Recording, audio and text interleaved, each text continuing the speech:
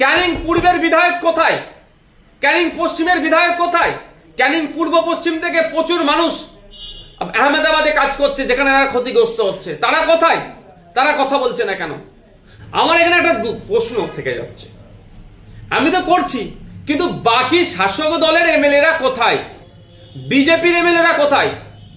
যে বাঙালিদের জন্য বিজেপি এত কান্না কাঁদে, সেই এরা কোথায়? বাংলার যারা কাজে গিয়েছে মহারাষ্ট্রে, গুজরাটে, আহমেদাবাদে, সুরাটে, মিরাটে, সব নওশাদ সিদ্দিকীকে বলতে হবে, সব আইএসএফ কে বলতে হবে। আমরা বলে যাচ্ছি, বলে যাব, কিন্তু শাসক দলে যারা আছেন তারা কি ব্যবস্থা গ্রহণ করেছেন? আপনারা দেখছেন বেশ কয়েকটা দিন ধরে যেভাবে ভিন্ন রাজ্যে, সে উড়িষ্যা, মহারাষ্ট্র, আহমেদাবাদ, গুজরাট রাজ্য, বিভিন্ন জায়গাতে বাঙালি শ্রমিকদের উপরে অত্যাচার নেমে আসছে। বাংলায় কথা বলার জন্য তাদেরকে বাংলাদেশি তকমা দিয়ে মারধর এতদিন চলতো। এখন আমরা দেখছি প্রশাসনিকভাবে, রাষ্ট্রীয়ভাবে তাদের উপর দমনপীড়ন নামছে। শুধু অপরাধ তারা বাঙালি, বাংলায় কথায় বলে। গুজরাটে আমরা দেখলাম একটা ন্যাশনাল লেভেল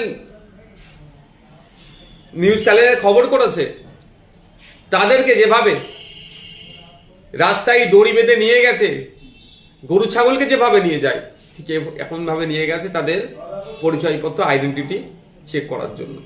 আমাদের কাছে প্রায় ফোন আসছে যে তাদের উপরে এরকম হচ্ছে, দমনপীড়ন হচ্ছে, তারা আতঙ্কিত আছে।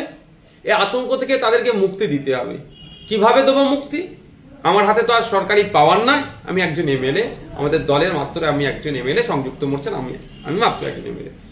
তাই আমরা তড়িঘড়ি করে আমাদের পার্টির পক্ষ থেকে আজকে ওয়েস্ট বেঙ্গল লেবার ডিপার্টমেন্টের যেটা ভবন, সেখানে গিয়েছি, অফিসে গিয়েছিলাম।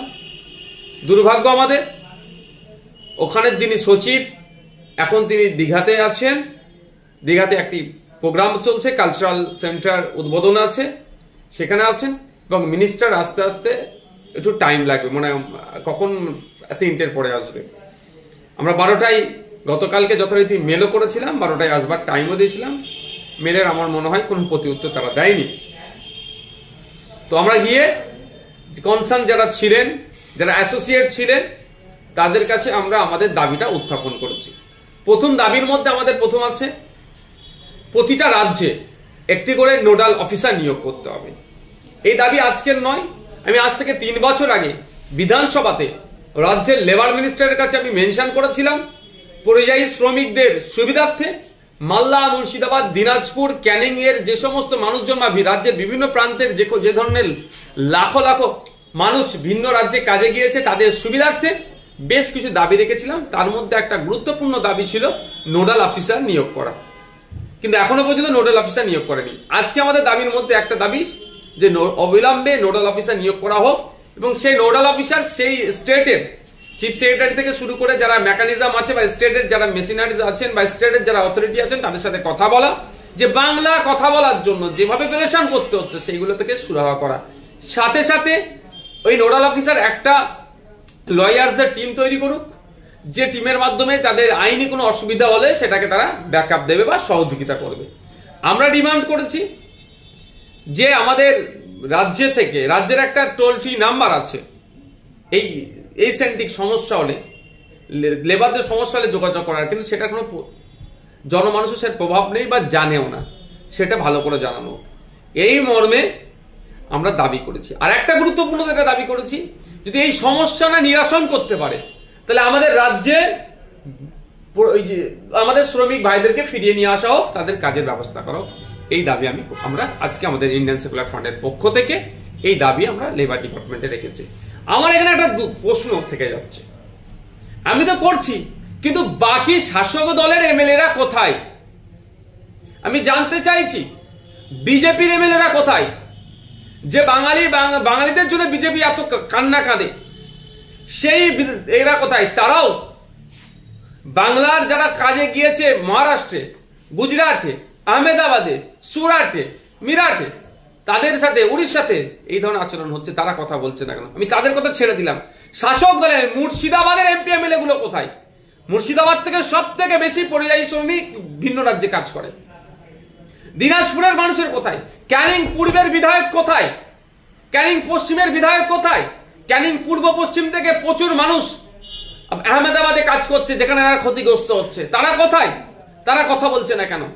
সব নওশাদ সিদ্দিকীকে বলতে হবে, সব আইএসএফ কে বলতে হবে। আমরা বলে যাচ্ছি, বলে যাব, কিন্তু শাসক দলে যারা আছেন তারা কি ব্যবস্থা গ্রহণ করেছেন, তারা এটার গতি উত্তর কি দিয়েছেন? আর প্রতিদিন আমাদের কাছে এত ফোন আসছে, আমরা অবাক হয়ে যাচ্ছি কিভাবে তাদের উপর টর্চার চলছে। অপরাধ একটাই, বাংলা ভাষায় কথা বলে বলে বাংলাদেশে চিহ্নিত করে দেওয়ার চেষ্টা হচ্ছে। তাদের আইডি প্রুফ দেখানোর পরেও তাদের উপর নাকি অত্যাচার নেমে আসছে, এই ধরনের কথা বলছি। তাহলে এর থেকে পরিত্রাণ পাওয়ার জন্য কেন আমাদের রাজ্য সরকার গুজরাট সরকারের সাথে কথা বলছে না? কেন আমাদের চিফ সেক্রেটারিকে দিয়ে গুজরাট সরকারের চিফ সেক্রেটারির সাথে কথা বলাচ্ছে না? বা আমাদের রাজ্যের প্রচুর সংখ্যক কিন্তু শ্রমিক গুজরাটে আছে, যদি তাদের চলে আসে গুজরাটের কিন্তু শ্রম ব্যবস্থা আপনার যে কলকারখানা যারা আছে কিন্তু তারা বন্ধ হয়ে যাবে।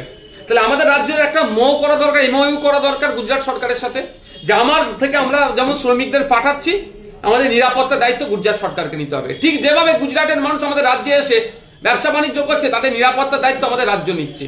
ঠিক যেভাবে উড়িষ্যার মানুষ প্রায় 3 লাখ উড়িয়া সমাজের মানুষ, উড়িষ্যা রাজ্যের মানুষ আমাদের পশ্চিমবাংলায় কাজ করে খাচ্ছে, তাদের নিরাপত্তার দায়িত্ব আমাদের রাজ্য নিয়েছে, তাদেরকে আমরা নিরাপত্তা দিচ্ছি, মানুষ নিরাপত্তা দিচ্ছে। তাহলে আমাদের রাজ্যের মানুষ উড়িষ্যায় আছে, আমাদের রাজ্যের মানুষ মহারাষ্ট্রে আছে, আমাদের রাজ্যের মানুষ গুজরাটে আছে, তাদেরও নিরাপত্তার দায়িত্ব সেই রাজ্যকে নিতে হবে।